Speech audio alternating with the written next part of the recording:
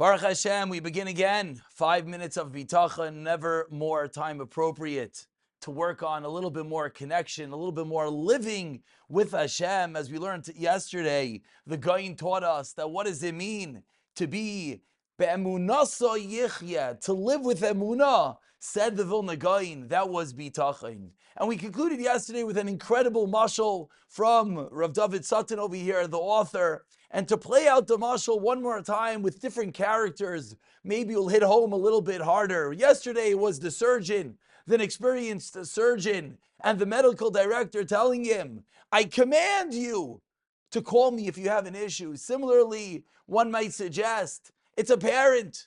A parent has their child. The child goes out to hang out with a group of friends. The parent's a little bit nervous. He knows who they're going with might not be the most desirous. And they say to their son, you should know, if you need anything, call us. And as the kid's walking out, they tell him, they pull him over and they say, I don't care what time it is. It might be 2 o'clock in the morning, 3 o'clock in the morning. I command you, if someone's maybe driving after drinking, if maybe something else is going on that you're not comfortable with, I command you to call me.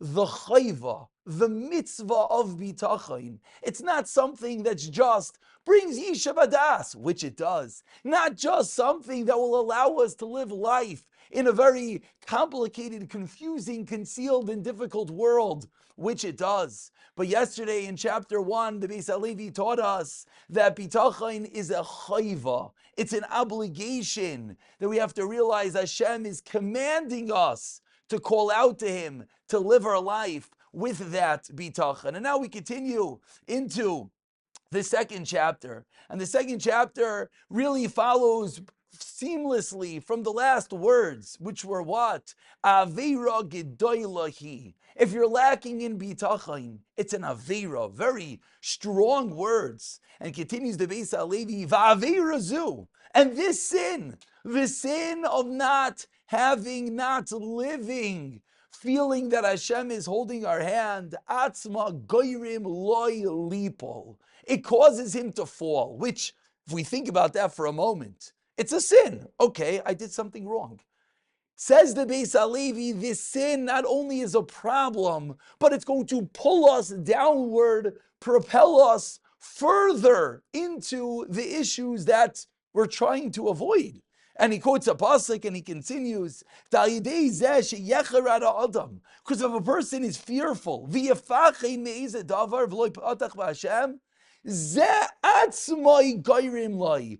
fear itself causes him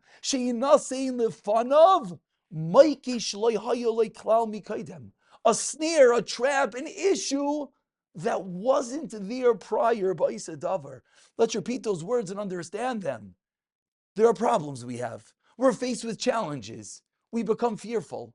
The fear, when not dealt with appropriately, as he quotes on the bottom over here in note number 5 from the Stipler, that of course, there's natural fears. Of course, there's natural things that will cause us problems. But the question is, what do we do when that fear comes upon us?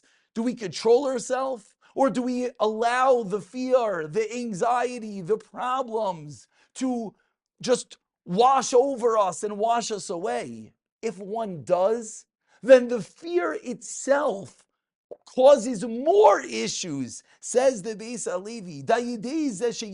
Because you're afraid, it creates new issues. And he proves this from the pasuk that teaches us, that what? And this is really the balance that he's teaching us. And in note number 4, he elaborates from Rabbeinu Bechayai that bitachon, living with Hashem, is a fortress. It's having the security guard on both sides of us, their guns held in hand. There's nothing to be afraid of. We're locked in the tower. No one could harm us. That's bitachon, guaranteed protection. There's nothing to be afraid of.